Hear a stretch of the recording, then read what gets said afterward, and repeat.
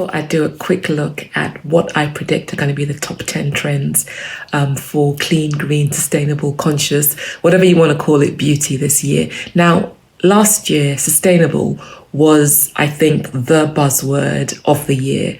I don't think a single brand launched without mentioning how sustainable they were or they were trying to be.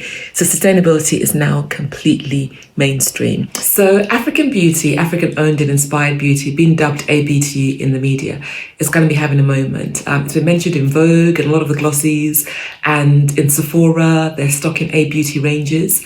So it's kind of long overdue because, as I've mentioned before, so much of the knowledge, ingredients, resources that are used within green and clean beauty come from Africa.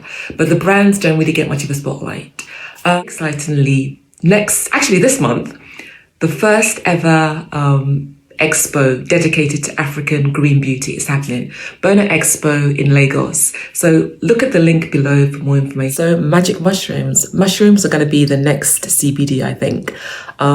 They're already increasingly being used for well-being. They've been used for sustainable packaging because it's biodegradable, and also within skincare, full of loads of antioxidants and hydrating properties. I've been using several products over the last couple of years that contain mushroom, like in serums and mists, and they perform brilliant. I think that weed is going to be something that's going to be used a lot more in skincare. Last few years, we've had CBD cannabis kind of in everything. There are a few brands who are now using, weeds because it's a way to waste less. They're very resilient. They're full of all these amazing properties. There's a brand called Herb Folie that's based in Portugal, I want to say, that has a whole skincare line using weeds as the hero ingredient. I think retail therapy is definitely going to be changing. The C word had a massive impact on the way we shop. We were all forced to shop online. And I think that human beings are going to be hungry again to go back in store, to kind of have all their senses kind of tantalized. And shops are going to be doing that. There are lots of pop-ups coming up. Glossier is reinvesting in their stores. The department stores, Selfridges, Harrods have all invested in big experiential things to kind of bring consumers back in store. Yeah, Waterless beauty, solid bars, shampoo and conditioner and soaps have had a major resurgence. And I think the next step in that is going to be powder products. I've used myself powder, cleansers and body washes. And I've seen powder serums and moisturizers, and you literally just add the water at the end. And in terms of, water waste and packaging, that has a really big impact. Yeah, reduce, reuse, recycle, we all know that, but it's not always put to action within the beauty world. But I think that's changing. So upcycling of ingredients, using ingredients that are wasted from food in skincare and well-being is going to be something that makes a lot of sense. A candle brand that uses waste cooking oil to make their candles, which is, brilliant, stopping it from going to waste. And then also skincare brands that are using oils where they are using the seeds that would normally be thrown away. And it's full of all the goodness still. In their skin with COP26 last year, everybody became a lot more aware of carbon emissions and their carbon footprint.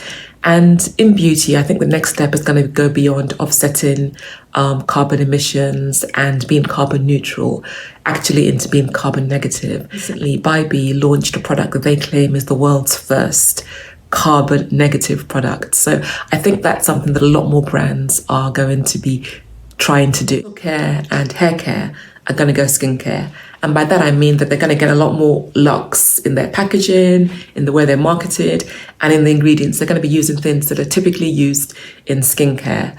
So for instance, I've seen hyaluronic acid used in hair care recently. And I think there's only going to be more of that. Yeah. Finally, the menopause in the past year has become something that is talked about openly. And I think that menstrual health generally is something the skincare brands will be looking at because it does have a direct impact on how your skin looks. I recently used some masks from a brand that has products based on where you are in your cycle.